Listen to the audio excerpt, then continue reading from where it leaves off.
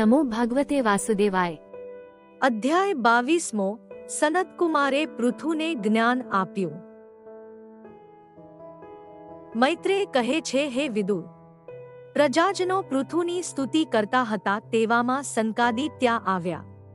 તેમને પૃથુએ સોનાના સિંહાસને બેસાડીને કહ્યું, હે કુમારો, મેં શું પુણ્ય કર્યું હશે જેથી તમારા મને દર્શન થયા?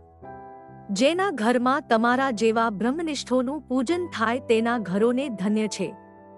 તમારા જેવાના જ્યાં પગલાં ન થતા હોય તે ઘરો સંપત્તિથી ભરેલા હોય તો પણ રાફડા જેવા જ છે।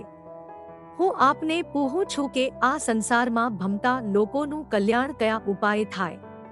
તમારા જેવા સિદ્ધોના રૂપમાં જ ભગવાન વિચરે છે। કુમારો કહે છે, હે મહારાજ, ભગવાનના ગુણ સાંભળવામાં પ્રેમ કરવો એ જ મનના મળને નાશ કરે છે। શાસ્ત્રોમાં કલ્યાણને માટે એટલો જ ઉપાય નક્કી કર્યો છે કે દેહાદિમાંથી પ્રીતિ ઉખાડીને પરમાત્મામાં પ્રીતિ કરવાથી હૃદય વાસના રહિત થાય છે। સંસાર સાગર તરવાની ઈચ્છાવાળાએ વિષયાસક્ત ન થવું, કારણ કે તે નાશવંત છે। માટે જેના ચરણની ભક્તિથી સાધુ પુરુષો હૃદય ગ્રંથિને ભેદે છે તે વાસુદેવ પ્રભુની આરાધના કરો।